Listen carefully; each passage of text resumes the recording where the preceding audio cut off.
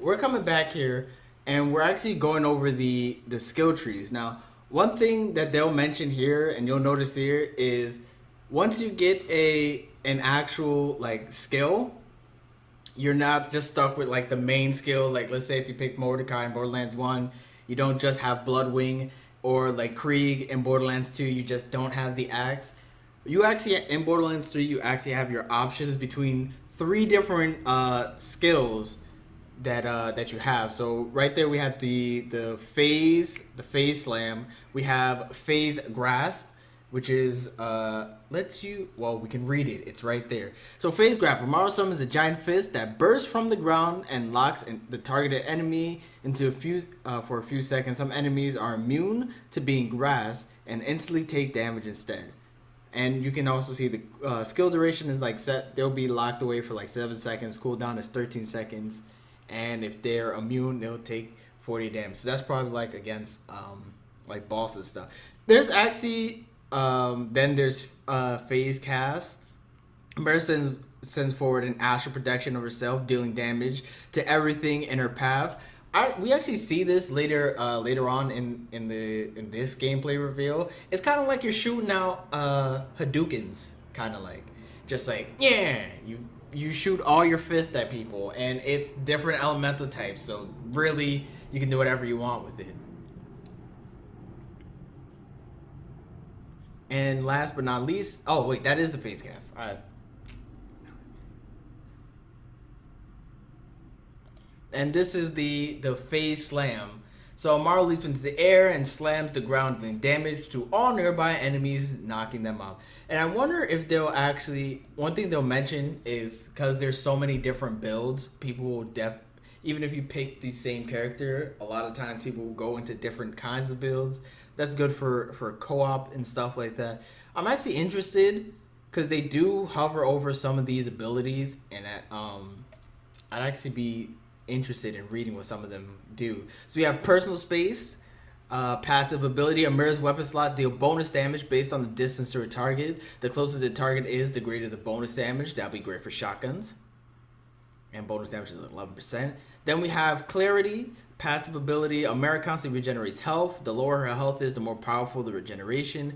After the use of the action skill, this bonus is doubled for a few seconds. Current effect, up to plus 1% of your missing health per second. Duration is 5 seconds. So I wonder if it's every 5 seconds you'll start regenning. That makes sense. Every 5 seconds you start regenning. Next we have helping hands. For a few seconds after using her action skill, Mara's arms remain active, granting her damage reduction. I don't know. I guess the hands are blocking bullets and fire, so you get damage reduction for 4 seconds, for 4% damage reduction for 8 seconds. And then we have vigor here. Killing an enemy with Amara's action skill grants all allies movement speed, including her, for a few seconds. This effect stacks, so every kill you get from it will stack. So I'm assuming like if you kill like 4 or 5 enemies with the slam, because this is all off the slam, that you'll get like 8% movement speed for 8 seconds, which movement speed isn't really that bad. You got to go fast like Sanic. And then we have Revelation. Amara's action skill now creates Nova when it damages enemies, dealing damage to all nearby enemies.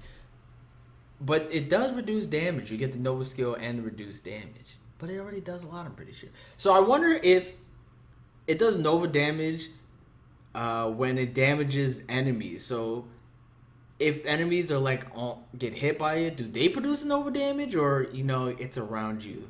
So we'll have to wait till we see in the game what it actually is, but that's very, very. All right, so we're here. We actually do have Zane's skill tree, right? We can actually see what Zane can get, and he's like level 25, so we get all kinds of different stuff. But he does have access because he's Zane, and he does have access to have 2 different skills equipped. So right now on the screen we have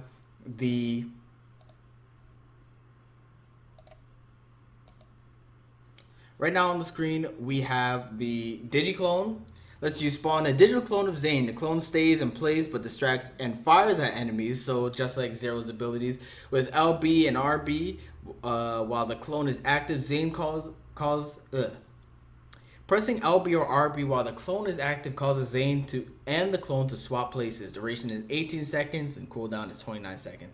So you'll see it in the upcoming parts. You actually get to like teleport between your clone and stuff, which is cool for repositioning. And the clone fires at people. I mean, Zero's clone doesn't do any damage. But we do have the Sentinel, which is the sort of Bloodwing of this game.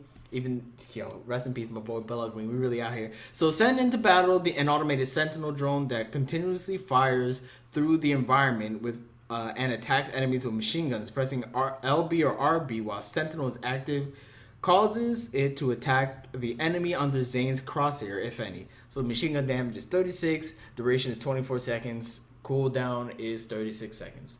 So this is probably one of those abilities that don't go on cooldown immediately.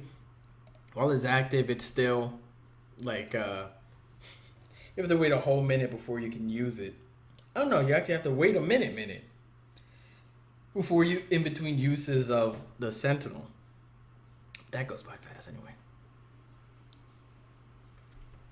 And last but not least, we have Barrier. So drop a deployable barrier that blocks incoming projectiles. Zane and his allies can shoot through the barrier to deal increased gun damage. Pressing LB and RB while the barrier is active holds up the barrier, but the size and bonus damage is decreased. So you got a Titan barrier that you can shoot through, and you can pick it up and move it around, and it lasts 9 seconds. Cooldown is 18 seconds, and the extra damage is like 20. I don't know how much that would be useful. Well, maybe if you're trying to like speed run and you're trying to like burn through like bosses and like a speed run, hey, it might be actually useful. The extra damage. Then you just level up this tree.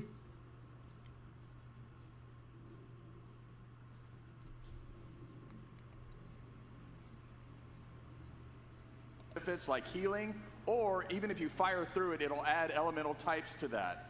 Now, probably my favorite feature of Zane is the fact that Zane can use 2 action skills at one time.